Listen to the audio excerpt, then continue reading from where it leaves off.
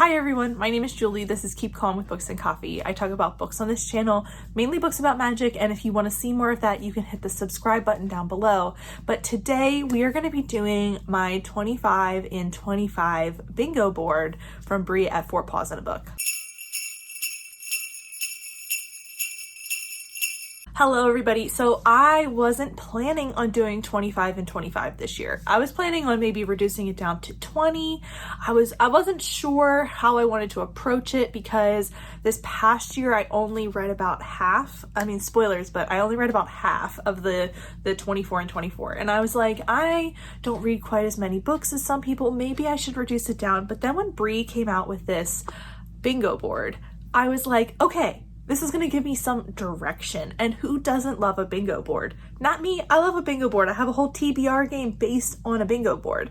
So I thought this would be fun and I definitely wanted to join in the challenge. You know, I couldn't resist. So we have 25 books here. Now, this is a pile of possibilities. I am not going to go for hard mode in any way, shape, or form because, like I said, I didn't accomplish the board last year and there was one less book. So we're going to do a pile of possibilities. This could change over the course of the year, but right now, this is majority books from my physical TBR shelf. Also, I'm calling next year my year of fantasy because I talk about the books, I talk about in my intro that I read mainly books about magic, and I feel like this year that wasn't necessarily true.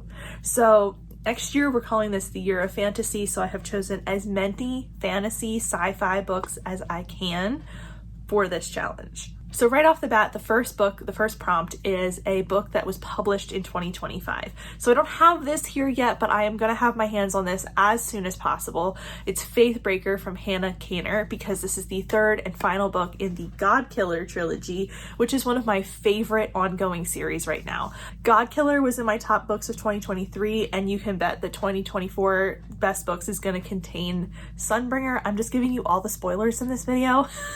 You can bet that that book is going to make it into my top books of the year. So I can't wait for Faithbreaker, and I have all the faith that this one is just gonna take this series out with a bang.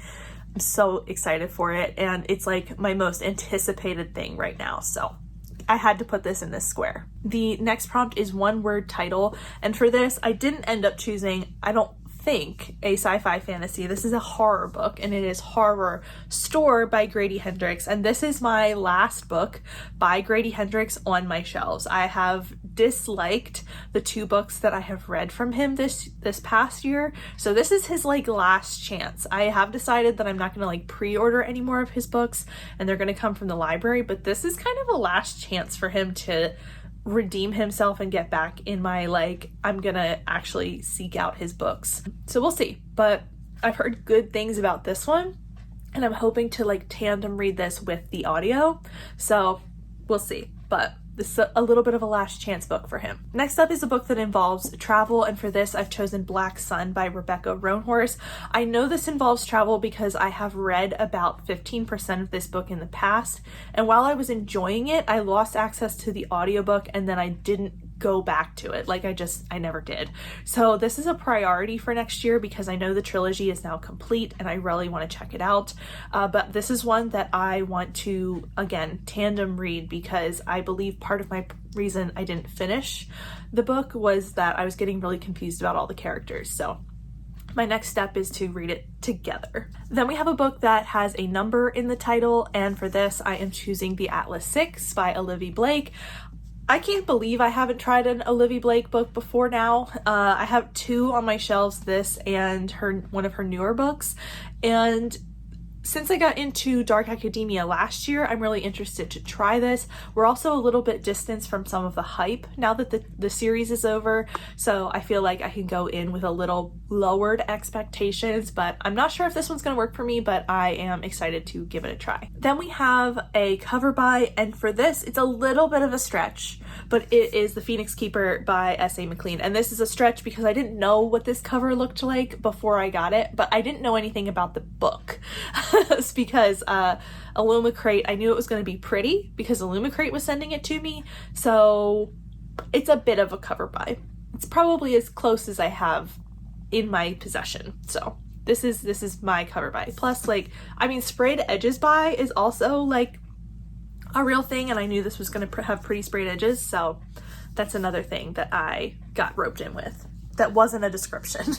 The next prompt is a seasonal read, and for this you should read a book that you are in the current season. So I chose two, hoping that, you know, one of these will work out, but we'll see. I chose one for summer in K.T. Hoffman in The Prospect, and then I also chose Daughter of Winter and Twilight by Helen Corcoran. So one for winter, one for summer. We'll see if either of these work out, and my timing and mood reading allows me to read this in the season that they are happening in. All right, so the sweater had to go because I was simply too hot. So the next prompt is LGBTQ plus rep, and for this one I'm choosing Don't Want You Like a Best Friend by Emma R. Albin. This is a historical sapphic romance, so it's not one that's going to count towards my like fantasy goals, but I am really excited for this. I'm hoping this will spark my love for historical romance again, because I haven't had that for a couple of years, or maybe I'm not if I'm trying to read a lot of fantasy. But I do like to fit these in when I have the chance, but I want to kind of clear them off my shelf because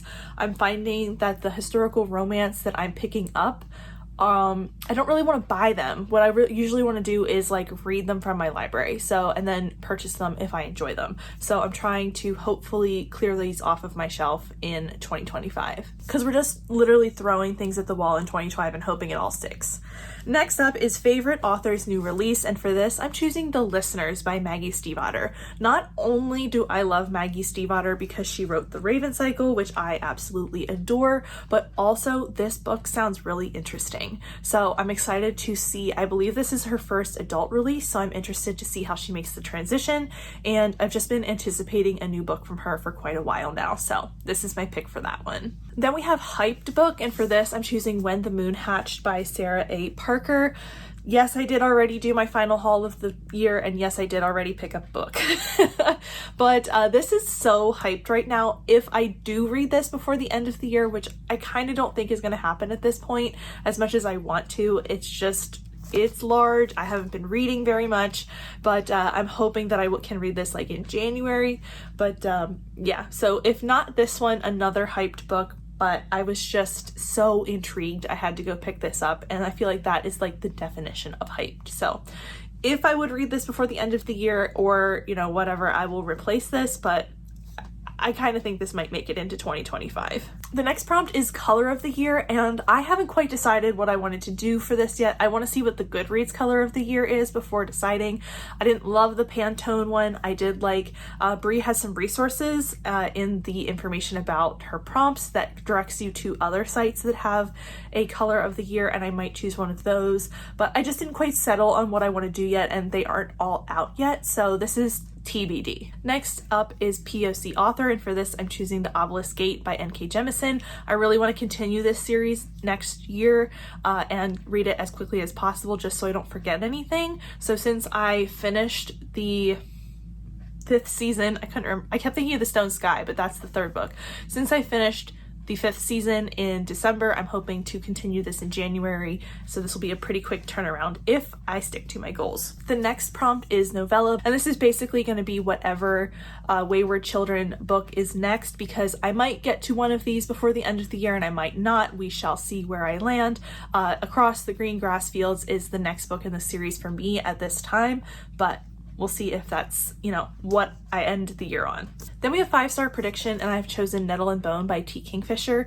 T. Kingfisher dips her toes into a lot of different genres, and I have liked a lot of the things I have read from her, whether they are horror or fantasy or whatever, and I think this is both horror and fantasy. I could be wrong, but this sounds great. I'm really excited for it, and I've been wanting to read it forever, so hopefully this is one that I pick up next year and it's a 5-star. Next up we have Comped, and this is a book that is like comped to another one, and I have comped this book myself. I don't know if it's actually a comp for the other series, but based on the description and like the little bit of text I have read, it's giving me that vibe. So I am choosing the Unnatural Magic by C.M. Wagoner, which I am comping to Gail Carriger because it seems to have, from descriptions I have heard, seems to have a bit of a silly writing style. It's historical and fantastical, and just like the vibes I'm getting from this book give me Gail Carriger vibes. So that's what I'm hoping. If I'm wrong, I've comped it, so I could be wrong, but we'll find another pick, but this just seems to fit that vibe for me, so we're going with this one. Then we have friend recommendation, and for this I'm choosing A Natural History of Dragons by Marie Brennan. I have wanted to read this for years, but recently hearing Danny from Danny Dabbles talk about this fairly often has really made me itch to read it. I didn't fit it in this year, so I definitely want to get started on this series next year. Our next prompt is a book that is 400 plus pages, and for this one I've chosen Call Down the Hawk by Maggie Stiefvater. By the time of the end of this year, I will have completed my Raven Cycle reread, which is what was hindering me from starting this series. Also, the fact that the Raven Cycle is one of my favorite series of all time, so I was very nervous to start the Dreamer trilogy. So we're definitely going to jump into this next year now that I have gotten past all the rereads. There is nothing but my trepidation to stop me, and we're going to get past that next year and read this series. Next up, we have Special Edition, and for this I have chosen Starling House by Alex E. Harrow. I have wanted to read this all year. I keep putting it on TBRs and then not reading it, so I'm hoping that next year will be the year that we do. It is an Illumicrate Special Edition that has this really cool transparent dust jacket, and it's gorgeous on the inside and has really pretty sprayed edges, so I need to pick it up and read it. Then we have a book with chapter titles, and for this I'm choosing Saint Death's Daughter by C.S.E. Cooney. And for this, the chapters are numbered, but then underneath there is also titles to the chapters. At first I thought they were places, but then as I looked more, they are definitely titles, and like they have little snarky comments there too, so this seemed to fit perfectly. Next up we have debut author, and for this I've chosen Furyborn by Claire Legrand because I believe this is her debut, but I have to look at it a little closer because I just did a quick glance at her Goodreads and like looked at publication dates, and I know she has a bunch of things that came out since then, so I believe this is first, but I could be wrong, so this might change. But I want to read this next year and get it off my TBR because it's becoming a TBR veteran. I've had it for quite a long time, and it's one that I am really interested in and have read the first chapter of for a try the chapter and never gone back to, despite being super interested in the premise of this. Next up we have Mental Health Rep, and for this I'm choosing Hellbent by Lee Bardugo, which is the sequel to Ninth House. In the first book, our main character Alex has PTSD, so I will choose Hellbent based on that. Next up is Snake on the Cover, and for this I have fallen into Bree's Trap. I have chosen House of Bane and Blood for this. I am very curious about this book. I've heard a lot of really good things about it from people I trust, such as Bree and Brittany, so I'm very interested to try this and curious about it, so we'll see if I like it next year. I have purchased the audiobook and I can't wait to give it a try. Next up is a self-published book, and for this I am choosing one of the SBFBO winners. I'm choosing Murder at Spindle Manor, which I believe was the 2022 winner. So I will be giving this a try or something else. I haven't looked, I'm not very familiar with self-published work, so I immediately went to the SBFBO like winners to see if something appealed to me, since I know I loved Small Miracles, which was a winner a few years ago, so this seemed like another thing that would appeal to me, but I might look into this more and switch it up going forward. Next up is a new to you author, and for this one I had to just choose Strange Beasts because I've been hearing such interesting things about it.